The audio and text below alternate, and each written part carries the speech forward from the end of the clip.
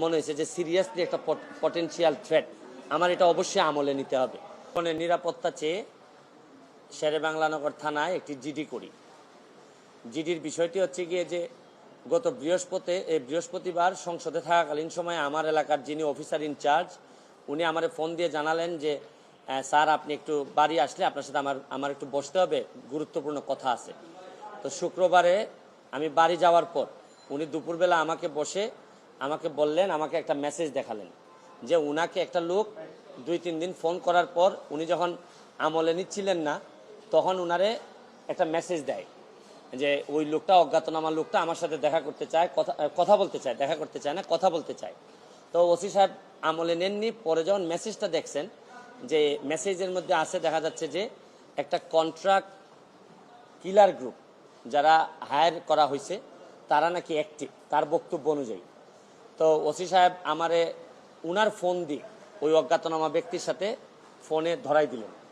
আমি কথা বললাম, কথা বলার পর যে জিনিসটা ওরা জানাইলো আমাদেরকে, ওই অজ্ঞাতনামা ব্যক্তি সে নিজেকে আইডেন্টিফাই করতে চায় না, সে তার অ্যাড্রেস বলতে চায় না।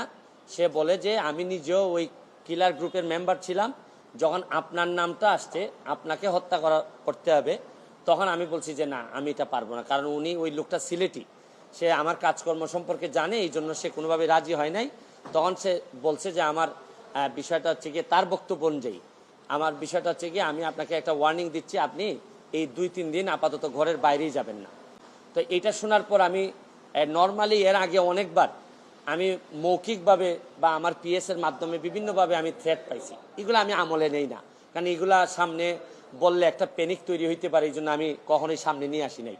এইবার যখন আমার এলাকার ওসি সাহেবের মাধ্যমে আসছে তখন আমার কাছে মনে হয়েছে যে মানুষ যখন কখনো কোনো ওসিরে নর্মালি তো কেউ ফোনই দেয় না, তার উপর যখন সে এইরকম একটা মেসেজ দিচ্ছে তখন আমার মনে হয়েছে যে সিরিয়াসলি একটা পটেনশিয়াল থ্রেট, আমার এটা অবশ্যই আমলে নিতে হবে। ফোনের নিরাপত্তা চেয়ে শেরেবাংলানগর থানায় একটি জিডি করি। জিডির বিষয়টি হচ্ছে গিয়ে যে গত বৃহস্পতিবার সংসদে থাকাকালীন সময়ে আমার এলাকার যিনি অফিসার ইনচার্জ উনি আমারে ফোন দিয়ে জানালেন যে স্যার আপনি একটু বাড়ি আসলে আপনার সাথে আমার একটু বসতে হবে, গুরুত্বপূর্ণ কথা আছে।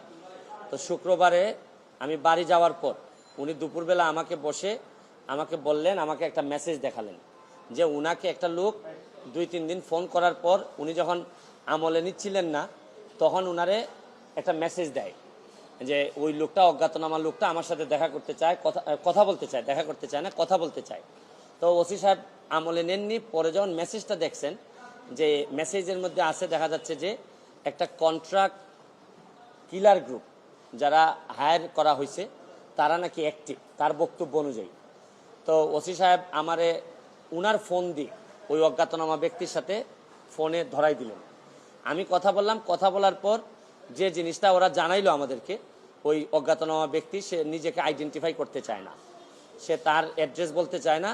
সে বলে যে আমি নিজেও ওই কিলার গ্রুপের মেম্বার ছিলাম, যখন আপনার নামটা আসছে আপনাকে হত্যা করতে হবে, তখন আমি বলছি যে না আমি এটা পারবো না, কারণ উনি ওই লোকটা সিলেটি, সে আমার কাজকর্ম সম্পর্কে জানে, এই জন্য সে কোনোভাবে রাজি হয় নাই। তখন সে বলছে যে আমার বিষয়টা হচ্ছে গিয়ে, তার বক্তব্য অনুযায়ী আমার বিষয়টা হচ্ছে গিয়ে আমি আপনাকে একটা ওয়ার্নিং দিচ্ছি, আপনি এই 2-3 দিন আপাতত ঘরের বাইরেই যাবেন না। তো এটা শোনার পর আমি নর্মালি এর আগে অনেকবার আমি মৌখিকভাবে বা আমার পিএসের মাধ্যমে বিভিন্নভাবে আমি থ্রেট পাইছি, এগুলো আমি আমলে নেই না, কারণ এগুলা সামনে বললে একটা প্যানিক তৈরি হইতে পারে, এই জন্য আমি কখনোই সামনে নিয়ে আসি নাই। এইবার যখন আমার এলাকার ওসি সাহেবের মাধ্যমে আসছে তখন আমার কাছে মনে হয়েছে যে মানুষ যখন কখনো কোনো ওসিরে নর্মালি তো কেউ ফোনই দেয় না, তার উপর যখন সে এইরকম একটা মেসেজ দিচ্ছে তখন আমার মনে হয়েছে আমার এখন